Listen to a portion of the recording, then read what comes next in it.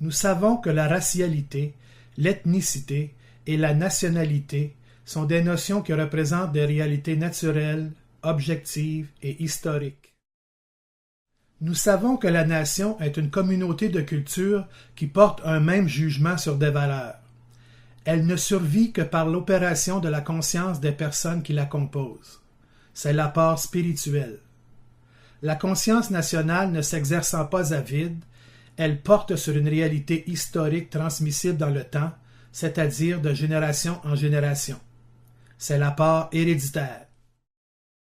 Nous savons également, par ailleurs, que le nom dépasse la fonction d'identification. En fait, nous sommes ce qui vibre dans notre nom, peu importe qu'il nous soit donné par nous-mêmes ou par d'autres. Nous avons donc une personnalité nationale.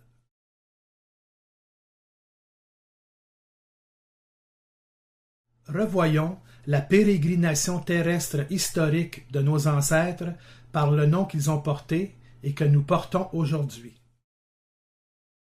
À partir du 4e millénaire avant notre ère, dans le Pendjab du Pakistan actuel, des peuples de race blanche se regroupèrent sous la direction de Krishna en une communauté spirituelle et se firent connaître sous le nom d'Aryens, les hommes nobles, du sanskrit Arya qui veut dire noble.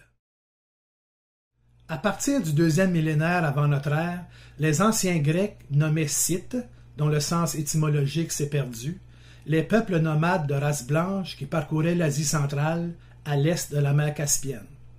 À la même époque, les Perses, qui se nomment aujourd'hui Iraniens, nom qui est également dérivé du sanskrit Arya, ont reconnu nos lointains ancêtres comme étant des Sakas, des hommes honorables, dont le nom vient du sanskrit Sak, qui signifie honorable. Entre l'an 900 et 400 avant notre ère, les Sakas occupèrent un vaste territoire entre la Volga et le Dnieper. Ce territoire forme aujourd'hui une partie de l'Ukraine, de la Biélorussie et de la Russie. À cette époque, les tribus de race blanche de cette région étaient connues sous l'appellation générale de Sarmates, primitivement Soromates. L'origine étymologique du nom n'étant pas clairement établie, il pourrait signifier en grec les hommes lézards en référence à leurs armures en écailles, ou en langue iranienne plus probable, les hommes aux fourrures noires. Aussi, quelques tribus sarmates se regroupèrent en une fédération qui prit le nom de Roxolans, les Rox Alanis, de Rox, brillant, lumineux, et Alanis, dérivé de Aranis ou Aryan. Ils étaient les brillants Ariens ou les Ariens lumineux. À partir de l'an 400 avant notre ère, les Sakas entreprirent la dernière étape du long voyage qui allait les conduire au plus près de leur foyer originel, dans leur nouveau pays qu'ils appelèrent Skansia ou Scandinavie, ce qui signifie la presqu'île des Sakas. C'est la Norvège d'aujourd'hui. À cette époque et pour de nombreux siècles, le nom scandinave, habitant de la presqu'île des Sakas, s'appliquait uniquement et explicitement aux Norvégiens et excluait les tribus suédoises. Vers l'an 300 avant notre ère, plusieurs tribus scandinaves, donc norvégiennes, envahissent le Danemark des Celtes, les terres inconnues de l'Allemagne centrale et occidentale, les Pays-Bas, puis les Gaules, la Gaule belgique notamment, où ils se mélangèrent aux Gaulois belges, leur donnant un premier caractère germanique. Ces Scandinaves reçurent le nom de Germains, du latin Germanus, qui veut dire frère ou cousin, et qui leur fut donné par les Celtes gaulois eux-mêmes avant d'être adoptés par les Romains. Les peuples celtes les nommèrent ainsi parce qu'ils reconnaissaient en eux une filiation raciale, mais surtout parce que ces Ariens, nouveaux venus en Europe, n'ont pas anéanti les vieilles populations celtiques. Ils se sont mélangés avec elles, modifiant ainsi plus ou moins leur caractère physique. Cela explique la diversité des nations ethniques européennes et pourquoi le nom d'Arien est appliqué généralement à la presque totalité des populations blanches de l'Europe et de l'Asie. À partir de la fin du 1er siècle, de nouvelles tribus scandinaves font leur apparition sur le territoire européen, mais ce n'est qu'en 241 qu'apparaît leur nom, les Francs, qui dans leur langue, le francique, une langue germanique occidentale, signifie libre. Ce sont des hommes libres qui se sont probablement joints aux Sakas à l'époque des Roxolans. Ils formaient un peuple mystérieux, tant par son origine que par le fait qu'il fut un peuple dispersé et anonyme du point de vue identitaire, puisque ces Francs, ces hommes libres, se nommèrent ainsi dans la langue des peuples auxquels ils se joignirent. Romanisés par la langue, les Francs prirent le nom de Français, firent la conquête de la Gaule qu'ils nommèrent Francie, et ensuite France, le pays des Français. Au IXe siècle, les Vikings, du vieil anglais Viking, désignant des pirates, et du scandinave Vikingr, qui veut dire participant aux expéditions maritimes, en d'autres mots, les guerriers de la mer, semèrent la terreur sur les côtes d'Europe occidentale. En référence à leurs origines nordiques, danoises, norvégiennes et suédoises, on les appelait également les Nortmani, les hommes du Nord, les Normands en langue française. Établis en France à partir de 911 sur le territoire appelé Normandie, c'est en tant que Français que les Normands commencèrent à peupler la vallée du Saint-Laurent pour la plus grande part entre 1608 et 1663 et formèrent le noyau de la future nation canadienne-française. En 1535, Jacques Cartier découvrit la vallée du Saint-Laurent et se rendit jusqu'à Hochelaga ou Montréal.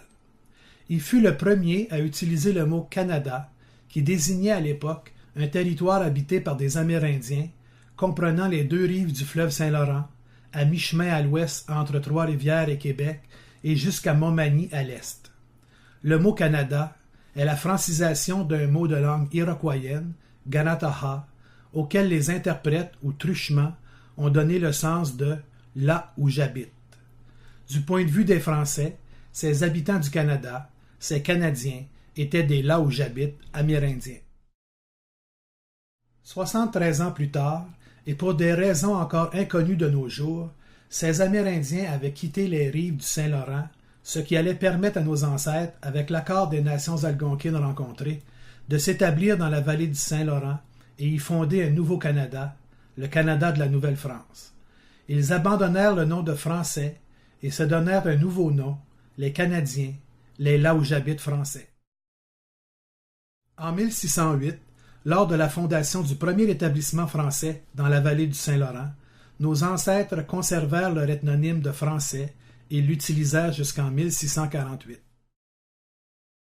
De 1648 à 1672, les Français qui ont fait souche au Canada adoptèrent l'ethnonyme de Français canadiens, c'est-à-dire des Français établis sur le territoire là où j'habite. De 1672 à 1845, les Français nés en Canada, mais de parents français établis au Canada, devinrent les Canadiens, les là où j'habite, sans référence ethnique. D'un point de vue ethnologique cependant, il s'agit quand même de la naissance d'une nouvelle nation ethnique, notre nation, une nouvelle variété de la race française. On peut penser qu'un ethnonyme neutre comme Canadien, ajouté à l'utilisation du français comme langue nationale, ait pu favoriser l'union de nos ancêtres bretons, normands, français ou autres gallo-romains. Ce nom de Canadien, les là où j'habite, aurait pu servir également le grand rêve humaniste de quelques Français de former une grande nation, incluant les Amérindiens. Ce rêve s'est en partie réalisé plus tard avec les Métis du Manitoba.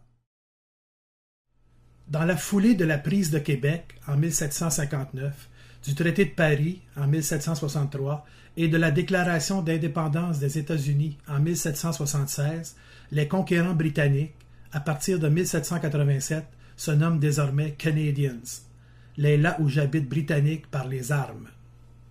Ayant récupéré l'ethnonyme des vaincus, pour les diminuer et les dominer psychiquement, les vainqueurs donnèrent à nos ancêtres le nom de French Canadians, c'est-à-dire des Canadiens d'origine française avec la particule pour indiquer leur infériorité au sein d'une nouvelle entité nationale. Aussi, durant cette période, qui perdure toujours en 2017, le Canada de la Nouvelle-France prendra successivement le nom de Province of Quebec par la proclamation royale de 1763, Bas-Canada par l'acte constitutionnel de 1791, Canada-Est par l'acte d'union de 1840 et redeviendra la Province of Quebec par l'Acte d'Amérique du Nord britannique de 1867.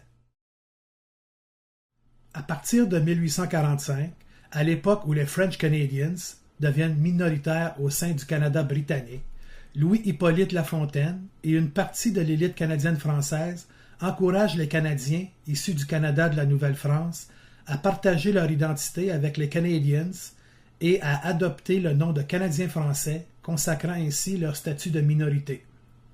C'est ainsi que les Canadiens français de la vallée du Saint-Laurent acquièrent graduellement une mentalité de minoritaire, même sur le territoire où ils constituaient la majorité de la population. En résumé, les Canadians, les descendants des vainqueurs, ont accolé, par superposition, aux Canadiens, les descendants des vaincus, le nom de French Canadians, répondant ainsi aux recommandations du rapport Durham, qui visait à assimiler les Canadiens de la Nouvelle-France, avec l'aide des Canadiens français de service, qui ne manquaient pas au sein d'un peuple de vaincus. Ainsi, nos ancêtres entrèrent dans une période de confusion identitaire qui, comme nous le verrons plus loin, perdure encore aujourd'hui. Durant cette période, qui s'étendra jusqu'en 1960, le Canada de la Nouvelle-France se nomme Canada-Est depuis 1841 et reprendra le nom de Province of Quebec en 1867. Il est important de souligner que l'adoption du nouvel ethnonyme canadien-français ne constituait pas, pour la plupart de nos ancêtres, un renoncement ou une perversion de leur identité ethnique, mais il venait plutôt la préciser, parce qu'en respectant le sens étymologique du mot canadien, les là où j'habite, que les Français utilisèrent d'abord pour nommer les Amérindiens de la vallée du Saint-Laurent, les là où j'habite amérindiens, il eût été convenable, dans une perspective ethnologique, que les Français, nouveaux habitants de la vallée du Saint-Laurent, se nomment les là où j'habite français ou Canadiens français. Privés par remplacement de l'agir par soi collectif d'une nation libre, les Canadiens français s'engagèrent avec courage sur la route de la survivance, avec l'espoir de s'affranchir un jour de leur soumission aux Canadiens. Sur cette route, le rouleau compresseur de la dénationalisation des Canadiens français battait son plein, si bien qu'au Québec, les Canadiens français observaient avec une vive inquiétude l'anglicisation systématique des leurs dans les autres provinces canadiennes. Privés de leur propre édification nationale et écartés de l'édification nationale canadienne, de nombreux Canadiens français en vinrent à se définir avec le regard du conquérant. En tant que descendants des vaincus, ils étaient des êtres diminués, des French Canadians. Dans la foulée du libéralisme qui déferla sur l'Occident d'après-guerre, les élites de la nation canadienne-française prirent conscience de l'aliénation gênante des Canadiens français, à laquelle s'ajoutait l'immobilisme du haut clergé de l'Église catholique et de la nouvelle bourgeoisie héréditaire, formée des Canadiens français de service qui appliquaient l'Indirect Rule britannique. Ces élites intellectualisées en vinrent donc à avoir honte de leur nom, de leur identité, honte de former une nation ethnique homogène alors que les nations multiethniques avaient la cote, honte de former un peuple intuitif ou croyant, considéré à tort comme totalement assujetti à l'Église catholique alors que le matérialisme et le libéralisme avaient la cote, honte de devoir vivre avec un complexe d'infériorité alors que cette infériorité découlait directement de la conquête. Somme toute, à la veille d'être reconnue sur la scène internationale, l'identité canadienne-française était devenue honteuse, il fallait s'en débarrasser. Dans l'effervescence de la Révolution tranquille des années 60, ces mêmes élites qui dirigeaient les Canadiens français ont confondu le libéralisme et la liberté responsable. Ils ont adopté une nouvelle religion, la religion des droits de la personne. Ils ont considéré l'identité ethnique comme une tare à éradiquer, se privant ainsi d'une personnalité spirituelle, pendant que l'indifférence et le confort matériel rendaient plus supportable l'inféodation politique canadienne de la nation. Ils devinrent en somme des hommes nouveaux, des Québécois, sans particules parce que majoritaires et par souci d'inclusion. Le mot québécois vient du mot Québec, qui, comme Canada, est un mot d'origine amérindienne et signifie là où ça rétrécit. Donc les Québécois sont les habitants de la province de là où ça rétrécit. Dans une perspective symbolique, cela n'augure rien de bon parce que là où ça rétrécit conduit à là où c'est bouché. D'un point de vue spirituel, le nom québécois représente le cul-de-sac du parcours national des Canadiens français. En effet, les là où j'habite français, les Canadiens français, en devenant des là où ça rétrécit, des Québécois, ont confirmé par leur nouveau nom leur statut de sujet britannique par la conquête et de citoyens canadiens par l'annexion. Ainsi donc, un Québécois est un ancien sujet britannique devenu un citoyen canadien qui réside sur le territoire de la Province of Quebec. Toute autre interprétation n'est que pirouette intellectuelle. D'autre part, les néo-nationalistes québécois ont adopté la même conception de la nation que les Canadiens, c'est-à-dire la nation civique ou citoyenne. Ainsi, le projet d'indépendance nationale des Canadiens français a été détourné en projet citoyen, la souveraineté-association. Il s'agissait de réaliser la sécession de la province afin d'élever le Québec au rang de nation souveraine, donnant ainsi à tous les citoyens canadiens résidant dans la province de Québec une nouvelle citoyenneté québécoise. La question nationale des Canadiens français, majoritaire dans la vallée du Saint-Laurent, l'ancien Canada de la Nouvelle-France, est devenue également l'affaire de tous les néo-canadiens résidant au Québec qui ont tous prêté serment d'allégeance au Canada des Canadiens. En résumé, les Canadiens français, en renonçant à leur nom, ont renoncé à leur identité spirituelle. Ils ont exprimé ainsi leur volonté de disparaître comme nation ethnique dans l'illusion de mettre fin à leur souffrance. En se nommant Québécois, ils choisirent de disparaître dans l'anonymat, puisque tant qu'il y aura un territoire qui se nommera Québec, à l'intérieur du Canada ou non, il y aura toujours des Québécois, avec ou sans Canadiens français, mais plutôt sans qu'avec, puisqu'en tant que Québécois, ils acceptèrent et encouragèrent le multiculturalisme et l'immigration de masse, qui, tout en permettant au Québec de maintenir un poids démographique relatif au sein du Canada, constitua dans les faits une immigration de remplacement. Ainsi, en 2017, 375 ans après avoir fondé Montréal et 150 ans après avoir été annexé au Canada des Canadiens par l'Acte d'Amérique du Nord britannique, tout indique que dans quelques générations, la nation ethnique des Canadiens français aura disparu. Heureusement, ce scénario n'aura pas lieu, car le temps manquera pour ceux qui veulent faire disparaître la nation canadienne-française. Il se trouve que l'horloge cosmique indique pour l'humanité le temps du jugement dernier, de la grande épuration. C'est l'espoir des justes, des intuitifs, qui restent fidèles à leur personnalité spirituelle, qui veulent porter leur identité ethnique comme un vêtement ajusté, afin d'accomplir l'édification nationale conformément aux lois divines.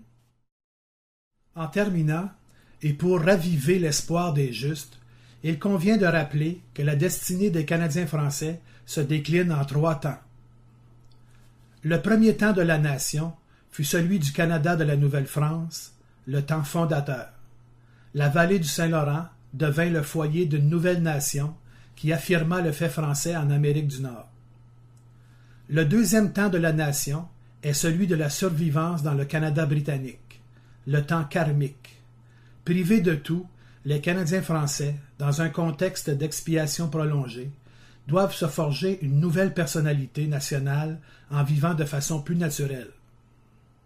Le troisième temps de la nation sera celui de l'accomplissement, le temps du Saint-Esprit. Les Canadiens français porteront un nouveau nom au sein d'un nouveau foyer national, la Laurentie. Ce temps sera également le temps des justes et celui de l'édification nationale conforme aux lois divines.